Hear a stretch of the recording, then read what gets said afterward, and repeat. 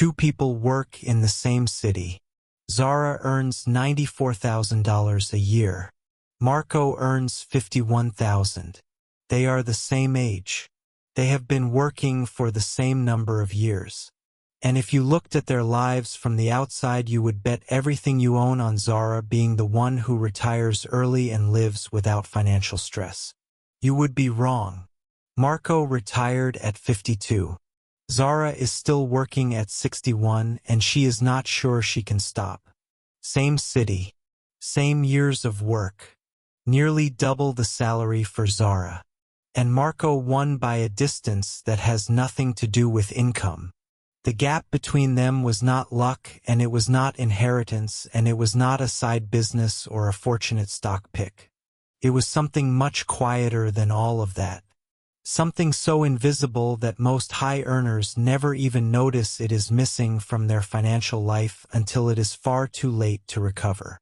Today we are going to look at what that quiet thing actually is, why high salaries so often produce surprisingly little wealth, and how a specific philosophy, one that has been quietly practiced in Japan for centuries, consistently outperforms high income in the race toward financial independence.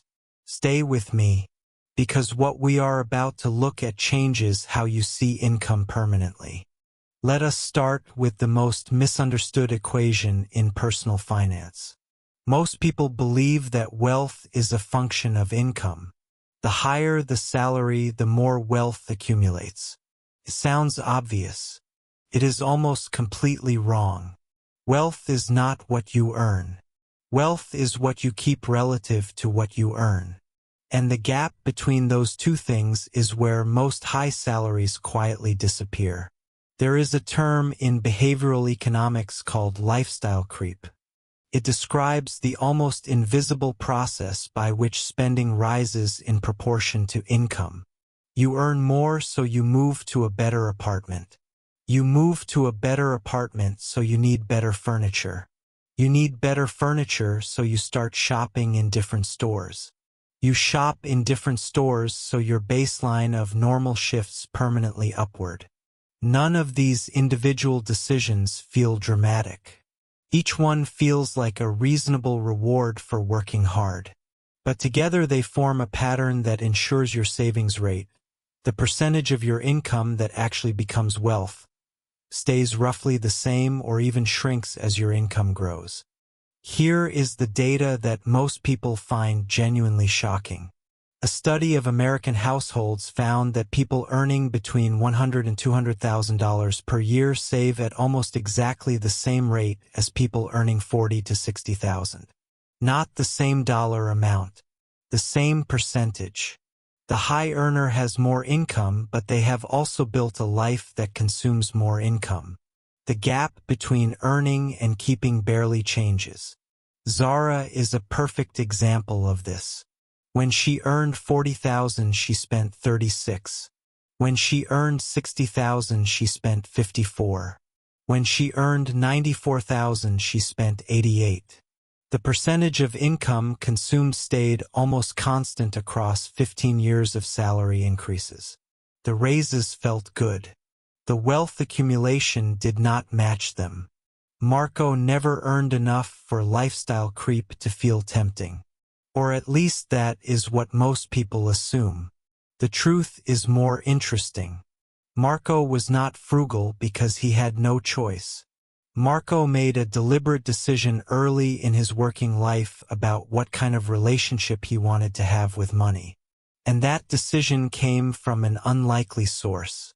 Marco had spent 2 years living in Japan in his late 20s. Not in Tokyo in an expat bubble. In a small city in Nagano Prefecture where his colleagues were Japanese and his neighborhood was Japanese, and the way people related to money and possessions was something he had never encountered before. The concept that changed his thinking was not a financial strategy. It was an aesthetic philosophy called wabi-sabi. Wabi-sabi is a Japanese worldview that finds beauty in simplicity and imperfection and the absence of excess. It is the reason a traditional Japanese room feels calm rather than empty. It is the reason a single well-made object carries more presence than a room full of ordinary ones. But wabi-sabi has a financial dimension that most Western observers miss entirely. In a culture shaped by wabi-sabi, the accumulation of things is not a sign of success. Restraint is the sign of success. The person who owns fewer things but owns them deliberately is more respected than the person who owns many things as a reflex of their income. Marco watched his colleagues, people earning modest salaries by any international measure, live with a quality of life that he could not initially explain. They were not rich by income, but they were not anxious about money in the way that most people he knew back home were anxious. They owned less, but they seemed to value what they owned more completely. And they were saving at rates that made his head spin. 25 to 35% of their income, not as a sacrifice but as a natural expression of how they had chosen to live. He started to understand something that took him a while to articulate. In Japan, particularly among people who live by older cultural values, there is no social pressure to display wealth through consumption. The pressure runs in the opposite direction. Restraint is admired. The quiet life is the respected life. And when your social environment does not reward you for spending, you stop spending to impress it. This is the single most important insight in the entire video. Most consumer spending in Western economies is not driven by need or even genuine desire. It is driven by social signaling, by the invisible pressure to maintain a visible standard of living that tells the people around you that you are doing well. Remove that pressure and the spending falls away naturally, not through willpower, through the absence of the social reward that was driving it. Marco came home with a modified version of this philosophy, not a rigid set of rules, a way of seeing, a filter through which every financial decision passed before it was made. The filter had one question at its center, and it was not, "Can I afford this?" It was, "Does owning this make my life genuinely better, or does it just signal something to someone else?" Now let us look at what this philosophy actually produced in financial terms over 30 years. Because the numbers are the most compelling argument for quiet wealth that exists. Marco earned $51,000 per year on average across his career. Not a dramatic number. Not a number that most financial advice is designed for. By most conventional measures, it is a modest salary for a 30-year working life. But Marco saved 28% of his income consistently across those 30 years. Not because he had a spreadsheet demanding it. Because his relationship with spending had been fundamentally restructured by the philosophy he brought home from Japan. 28% of $51,000 is $14,280 per year going into wealth-building assets. Invested consistently in a broad market index over 30 years at historical averages, that $14,280 per year becomes approximately $2.6 million. Marco retired at 52 with $2.6 million built on a $51,000 salary. Zara earned $94,000 per year on average, nearly double Marco's income across the same period. But Zara saved 6% of her income, the national average for her income bracket. 6% of $94,000 is $5,640 per year going into wealth-building assets. Invested consistently over the same 30-year period, that $5,640 per year becomes approximately $1 million. Zara earned nearly double Marco's income across 30 years and accumulated less than half his wealth. The gap is not explained by investment returns or lucky timing or different tax situations. The gap is explained entirely by savings rate. Marco saved 28%. Zara saved 6%. That 22 percentage point difference, applied consistently over 30 years, is the difference between retiring at 52 and still working at 61. This is the quiet wealth principle in its most mathematical form. Your savings rate is a more powerful determinant of your financial future than your income level. A modest income with a high savings rate will almost always outperform a high income with a low savings rate over any period longer than 10 years. The reason this truth is not more widely understood is that savings rate is invisible. Income is visible. The person with the high salary is admired. The person with the high savings rate is indistinguishable from their neighbors.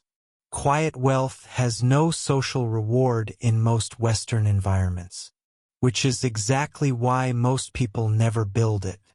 Now let us get specific about the practical philosophy Marco applied. Because this is not about deprivation and it is not about counting every purchase. It is about a fundamentally different relationship with the concept of enough.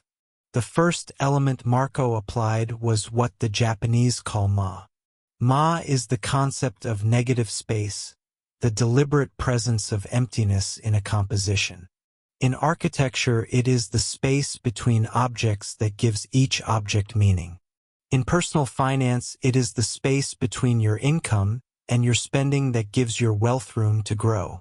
Most Western financial thinking tries to fill every inch of available income with something. A payment, a subscription, an upgrade, a commitment. Ma thinking does the opposite. It treats the gap between income and spending as something valuable in itself. Something worth protecting. The empty space is not a failure to spend. It is the most important part of the financial composition. Marco applied this by making a single rule for himself. Before any new financial commitment entered his life, any new subscription or payment or upgrade, he would sit with the decision for 30 days. Not 24 hours. 30 days. And at the end of 30 days, if the desire was still genuine and strong, he would consider it. Most desires did not survive 30 days of honest reflection. The second element was what Marco called single-layer living. He observed in Japan that people often bought one version of a thing rather than the entry-level version now with an upgrade planned for later. One good coat worn for 10 years rather than 3 mediocre coats replaced every few years. One pair of well-made shoes maintained carefully rather than 6 pairs treated carelessly. The total spending was often lower.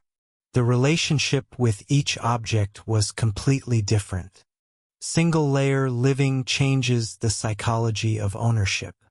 When you own fewer things, you tend to care for them better. When you care for things, they last longer.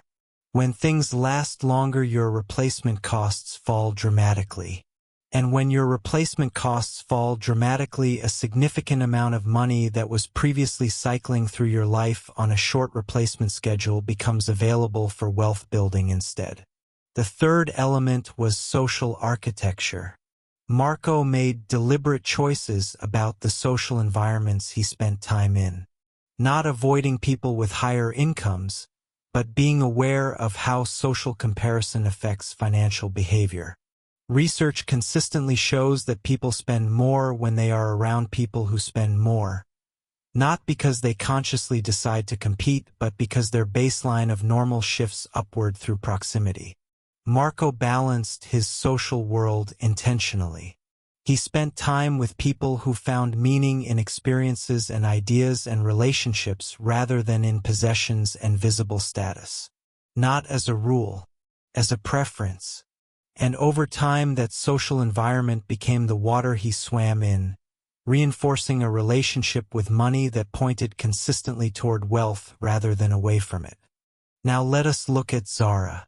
Not to criticize her, to understand the specific mechanism that kept her savings rate so low despite her high income.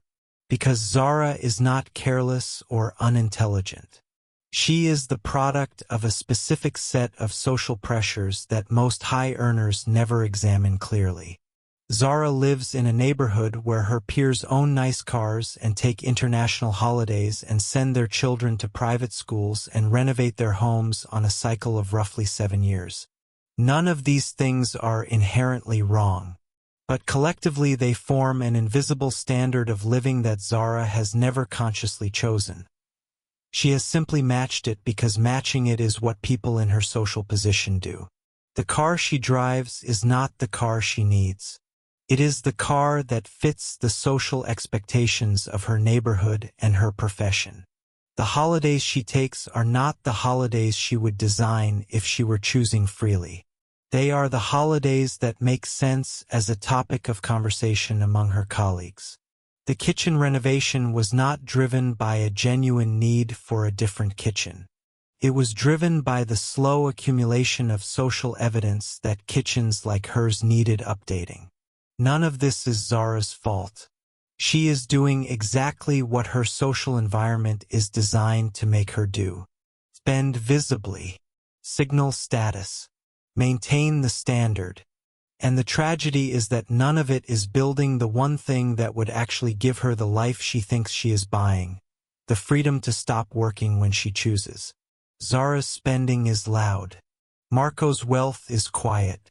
And in 30 years, the quiet thing won by a margin that the loud thing will spend the rest of its life trying to explain. So what does this mean practically for anyone watching this video who recognizes something of Zara in their own financial life? 3 things. Not a complete overhaul. 3 specific shifts in how you see the relationship between money and identity. Shift 1. Separate your income identity from your spending identity. In most Western social environments, these 2 things are fused together. Earning more means spending more means showing more. Quiet wealth requires breaking that fusion. Your income is the raw material. What you do with the gap between your income and your spending is the actual story of your financial life. Shift 2. Audit your social baseline. Look honestly at the spending commitments in your life and ask how many of them were consciously chosen and how many of them were adopted because they matched the visible standard of your social environment. You do not have to change your social environment. Just be able to see it clearly.